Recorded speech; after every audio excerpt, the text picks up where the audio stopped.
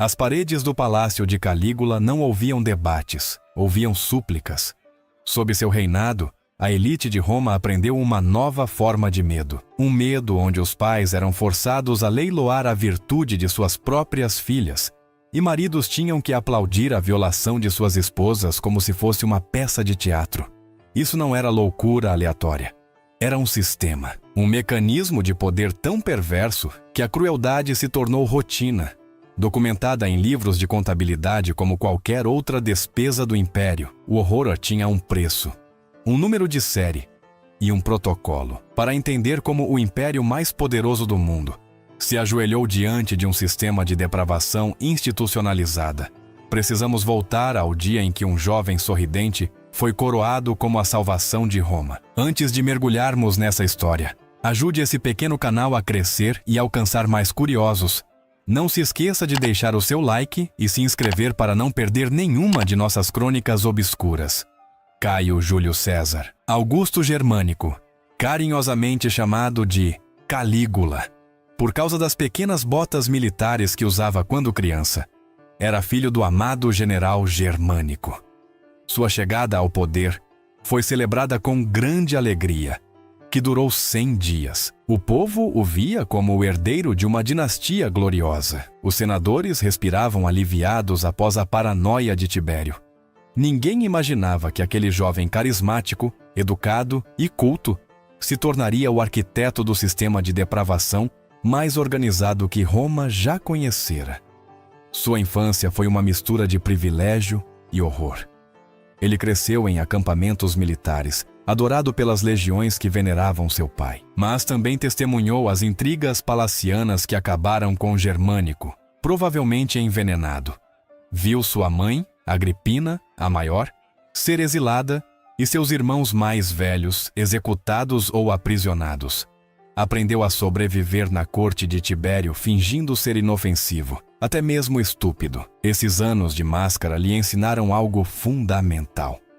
Em Roma, a sobrevivência dependia da capacidade de fingir, e ele se tornara um mestre na arte do engano. Os primeiros meses foram promissores. Reduziu impostos, libertou prisioneiros políticos, organizou espetáculos magníficos, construiu aquedutos, consertou estradas e distribuiu bônus para as legiões. Roma o amava. As mulheres deixavam flores em seu caminho. As crianças cantavam canções sobre o jovem imperador. Os senadores, os mesmos que mais tarde segurariam tochas, competiam por seu favor. Era a era de ouro que todos esperavam depois dos anos sombrios de Tibério. O contraste não poderia ser mais acentuado. Onde Tibério fora um recluso paranoico em Capri, Calígula caminhava livremente pelas ruas, assistia aos jogos, jantava com senadores. Ele era acessível, carismático, generoso.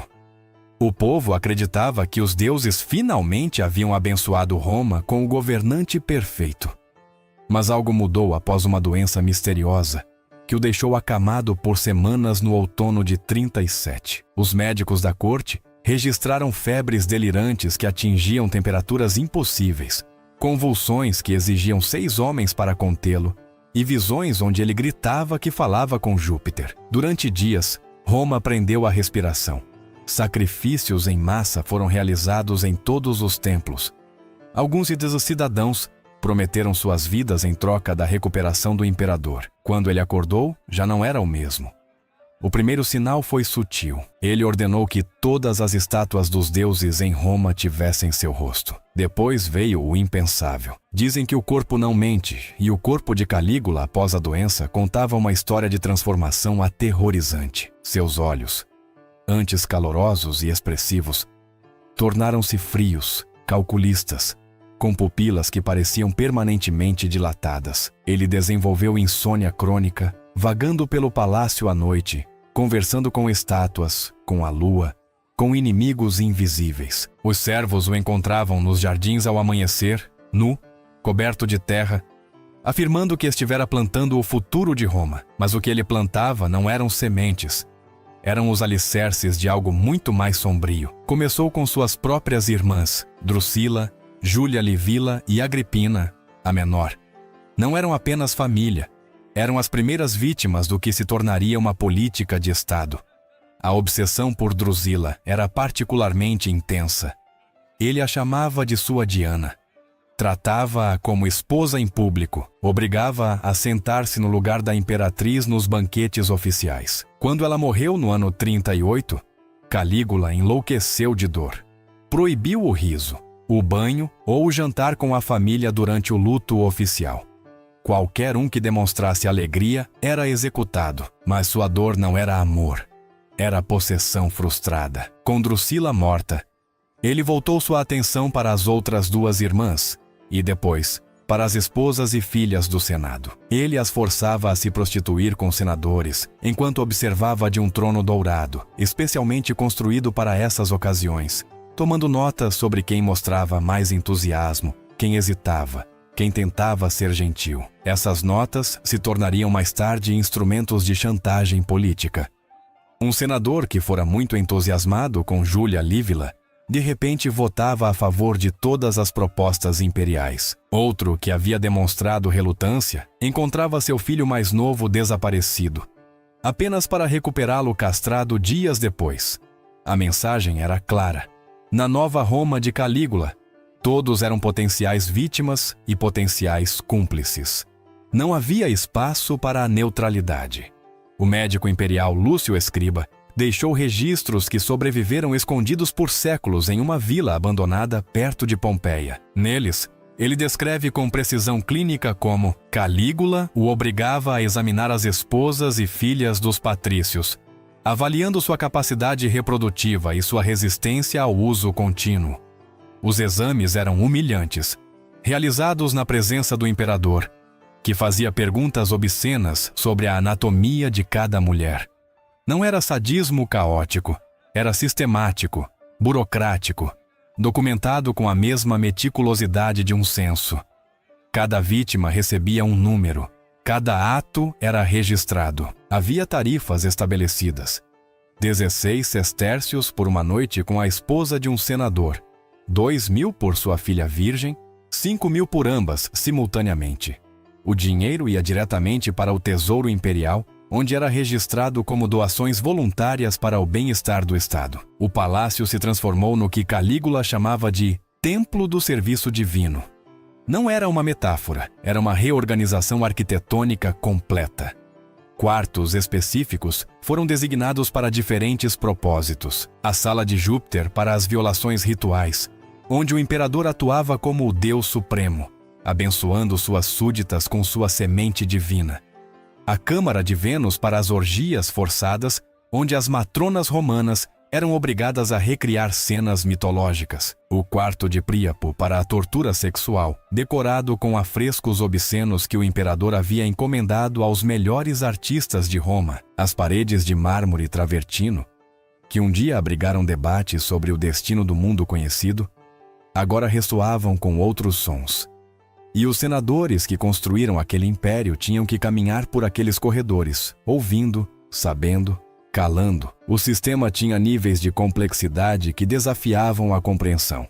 Primeiro, estavam as esposas dos senadores, obrigadas a servir no que Calígula denominava o culto imperial. Elas tinham horários definidos, uniformes específicos, togas transparentes de seda síria, que custavam fortunas, e rituais a seguir. Depois, as filhas, a partir dos 12 anos, introduzidas gradualmente no sistema através do que o imperador chamava de educação divina. Mas Calígula foi além.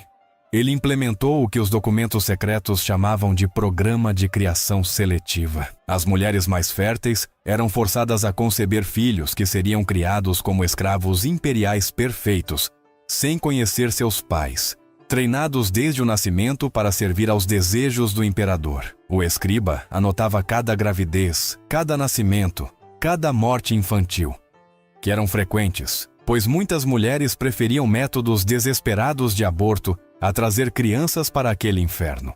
Os homens não escapavam. Calígula instituiu a prática de feminilizar os filhos jovens das famílias patrícias. Ele os vestia com túnicas transparentes tingidas de açafrão. Maquiava-os com alvaiade e vermelhão. Ensinava-os a andar e gesticular como mulheres, forçava-os a desfilar em banquetes onde eram leiloados por uma noite. O próprio imperador participava, não por desejo, mas por poder. Cada violação era uma mensagem política. Não há nada sagrado que eu não possa profanar. Não há tradição que eu não possa corromper. Não há família que eu não possa destruir. Mas o mais perverso do sistema era como ele envolvia as vítimas em sua própria destruição. Os pais não apenas sabiam, mas participavam ativamente, segurando tochas, assinando contratos de serviço voluntário de suas esposas e filhas. Votavam no Senado as leis que legitimavam os abusos, como a Lex de Divina Corporis, que estabelecia que o corpo do imperador era sagrado e qualquer união com ele era uma honra religiosa. Calígula havia descoberto algo mais cruel que a tirania: a cumplicidade forçada. Ele não destruía famílias de fora, ele as fazia se destruir por dentro, transformando cada membro em carrasco dos outros. O senador Público Cornélio tentou resistir quando chegou sua vez, quando veio a ordem de entregar sua esposa Líbia ao serviço divino. Ele se recusou publicamente no Senado.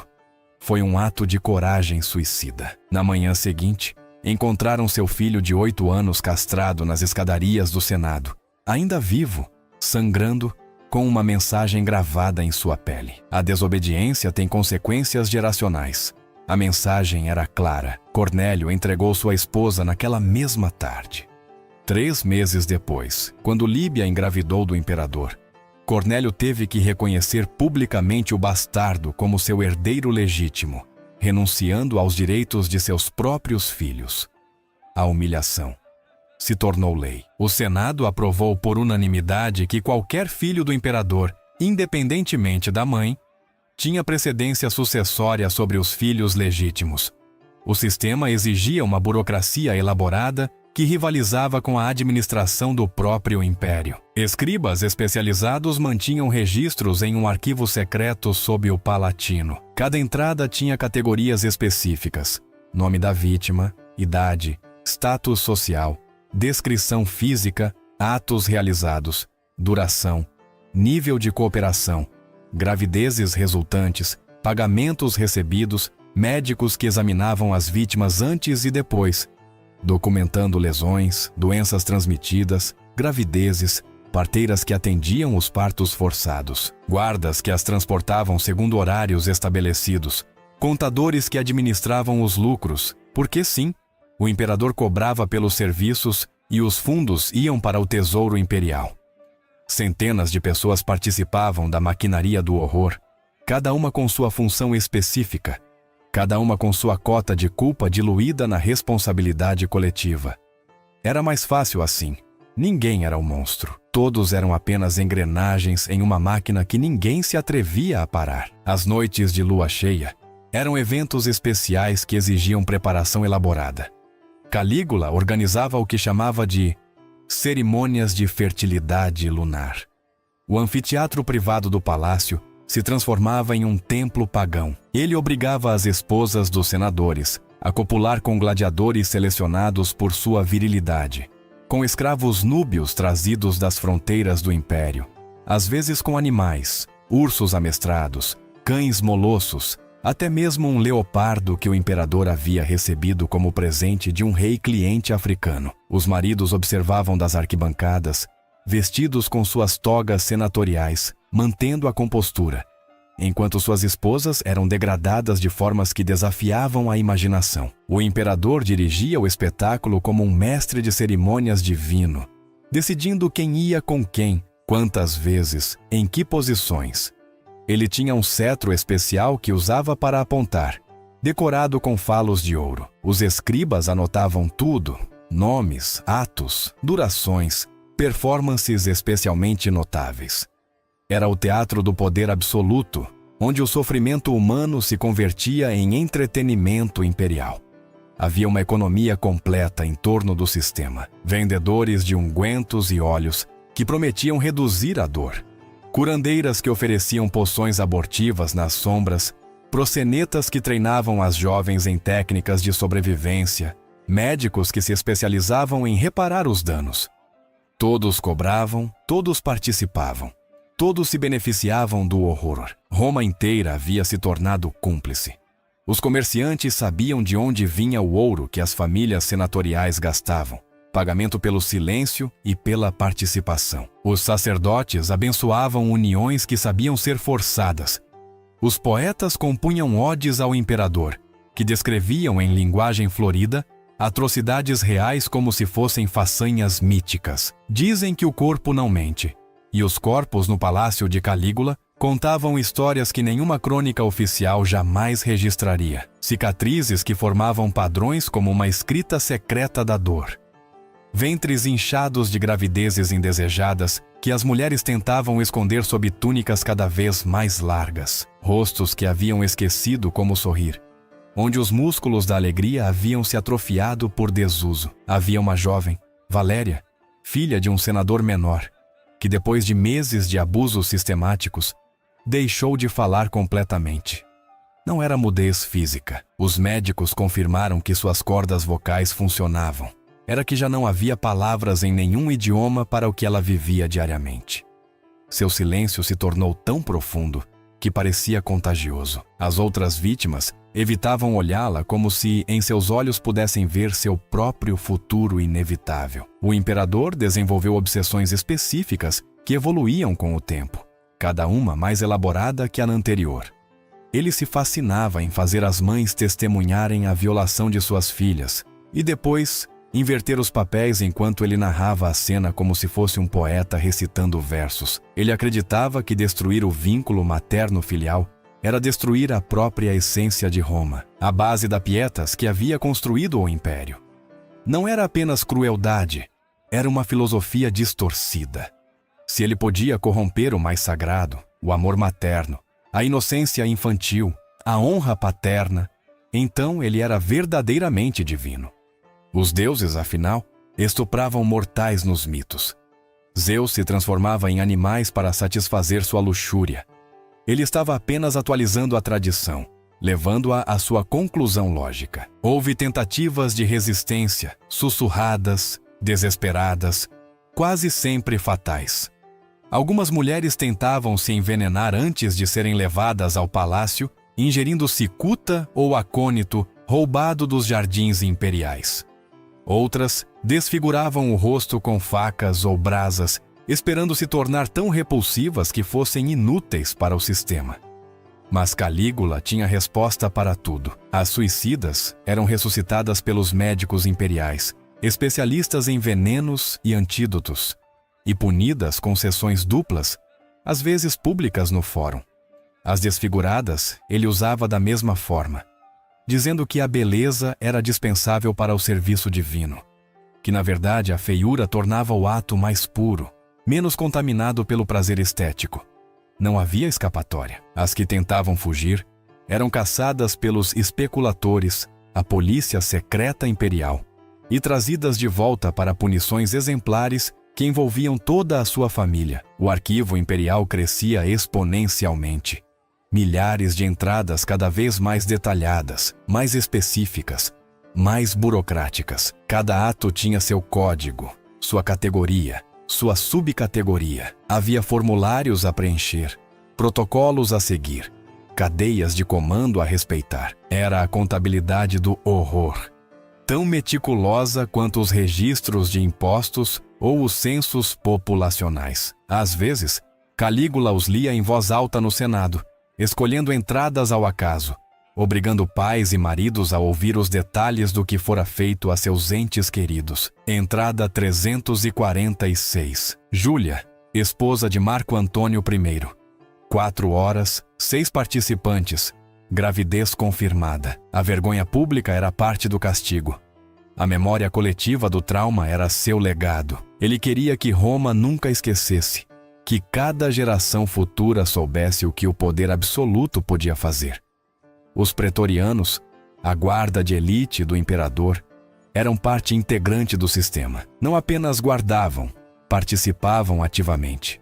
Calígula os recompensava com as vítimas depois de usá-las ele mesmo. Era outra camada de humilhação calculada. As mulheres da nobreza romana, violadas primeiro pelo imperador, depois por seus guarda-costas, e tudo documentado, tudo arquivado para a posteridade. Havia um pretoriano, Cássio Quereia, veterano das guerras germânicas, que o imperador humilhava constantemente.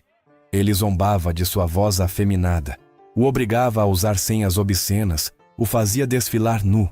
Quereia havia participado do sistema como todos, mas algo nele começou a se quebrar. Não era compaixão pelas vítimas, era raiva por sua própria humilhação. A noite de 24 de janeiro do ano 41 foi especialmente brutal. Calígula havia organizado uma competição de fertilidade divina, onde obrigava as esposas dos senadores a competir com gladiadores. Os números eram gritados como em um leilão: 20, 30, 40. Os corpos se moviam mecanicamente, já sem alma. Foi a última cerimônia. No dia seguinte, enquanto Calígula caminhava pelo corredor subterrâneo em direção ao teatro, Cássio Quereia e outros pretorianos o emboscaram. Eles o apunhalaram 30 vezes, incluindo uma ferida deliberada nos genitais. Era simbólico, mas a ironia era evidente. Os mesmos homens que o mataram haviam sido parte do sistema. Sua esposa Milônia Cesônia foi assassinada 1 hora depois. Sua filha Júlia Drusila, de apenas 2 anos, foi esmagada contra uma parede. Os pretorianos queriam apagar todo o vestígio da dinastia, mas não podiam apagar os arquivos, as gravidezes, as cicatrizes, a memória. O novo imperador Cláudio declarou damnatio memoriae, todas as estátuas destruídas, todas as moedas fundidas, mas algumas coisas não podem ser apagadas. Os filhos do programa de criação cresceram sem saber quem eram. As vítimas envelheceram com seus segredos. Os pais que seguraram tochas nunca mais puderam olhar suas filhas nos olhos. Não foi um homem que morreu, foi um sistema. E os sistemas têm maneiras de sobreviver a seus criadores. O trovão voltou a ressoar naquela noite final. Marcus Cláudius aplaudiu a morte do imperador com as mesmas mãos que haviam segurado a tocha. Sua filha Cláudia, a número 247, nunca mais falaria. Calígula não inventou a depravação. Ele inventou o manual para institucionalizá-la. E esse manual, embora queimado, sempre encontra uma forma de ser reescrito, sem pais para protegê-los, sem leis para ampará-los. As crianças do império aprenderam que existem males que transcendem seus perpetradores, que se entrincheiram nas instituições, que se transmitem como doenças geracionais.